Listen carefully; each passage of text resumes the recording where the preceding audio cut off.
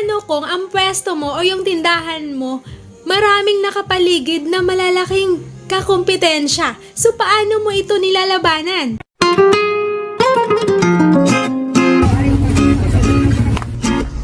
Hello everyone! It's me again, Ma'am Romela Official. Okay, seryosong usapin na naman yung topic natin ngayon, mga kasari. So, tungkol ito sa ating mga kakumpetensya.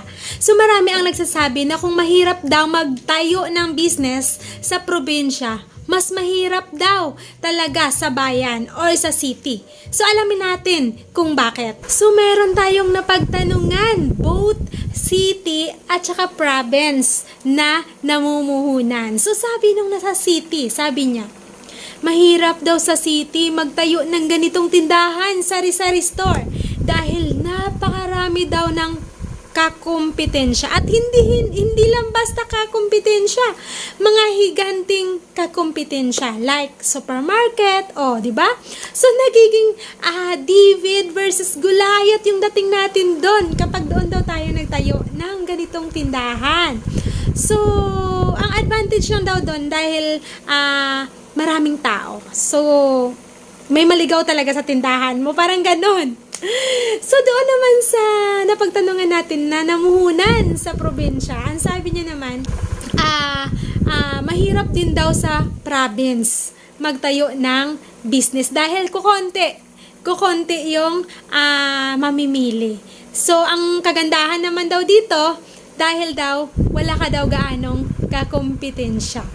So, di ba? So, parang ganun lang din, no? Para sa akin, no? Parang same lang. Siguro, para sa akin, no? Kahit namuhunan ka sa city or sa province, no?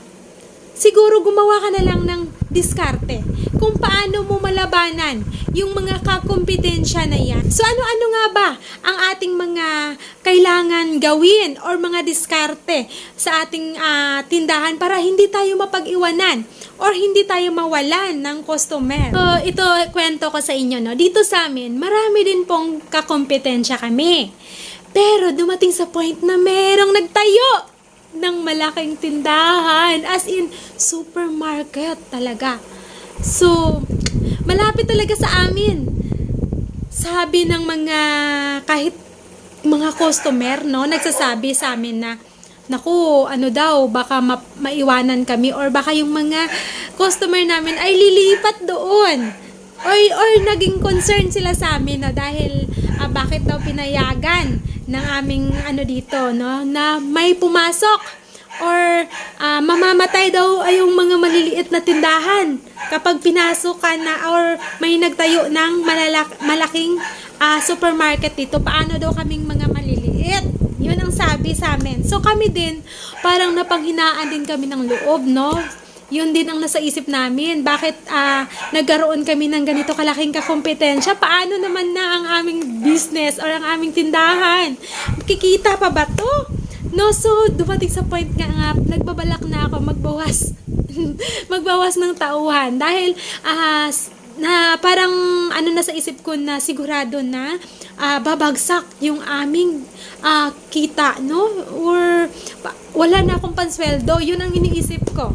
So, habang palapit na yung opening, no? So, alam naman natin pag opening talaga, sobra ang sale, mga promos, at tatagal pa yan ng buwan, no? Bago maubos yung mga promo na yan. Kasi, alam naman natin na strategy yan, no? Ng isang tindahan, no? Para makahakot ng customer.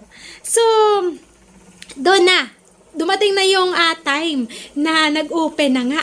So, alam nyo ba, 90% out of 100%, 90% doon sa aming customer ay naandun.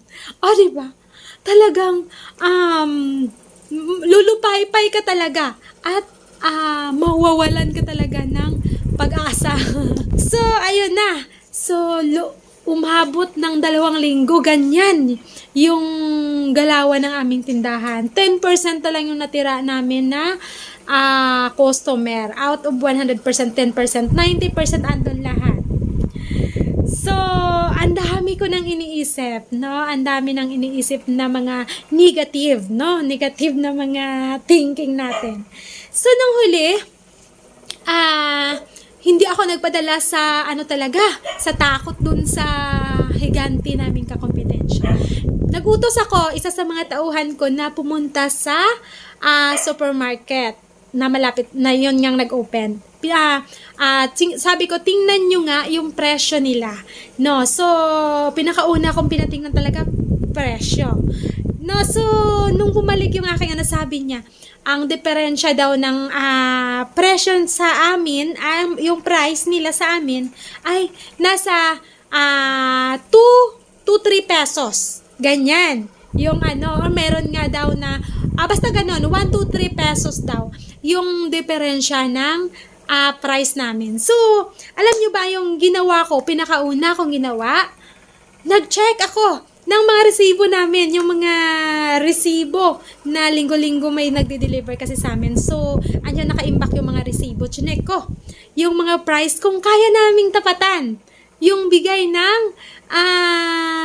supermarket, no? Kung kaya naming tapatan. So, nakita ko na kaya, pero syempre maliit lang. Maliit lang yung papasok nakita, no? Kapag binabaan ko. So, ang ginawa ko, hindi ko naman, meron akong mga items na pwede kong itulad ang presyo, no, sa kanila, tapatan yung presyo nila. Pero meron din akong items na, medyo meron na piso hanggang 2 piso yung taas ko. Pero okay na yon, no? Okay na yon. Wag lang tayo tataas pa dyan. So, yun ang ginawa ko. Nagbaba ako ng presyo, no? Na, hindi naman ako malulugi at hindi rin naman ako yung tipong, basta, ginawa ko, nagbaba ako ng presyo na parang piso hanggang 2 piso lang ang kanilang sa akin, taas. Effective mga guys, no? Effective. Nakita ko na unti-unting bumabalik yung mga customer sa akin. Sabi nila, doon daw, pipila parang sila mga guys. O, di ba? Pipila pa daw. So, sa store daw, hindi na nila kailangan pumila. Na hindi na nila kailangan daw mag-ikot sa buong supermarket para makita yung gusto nilang bilhin.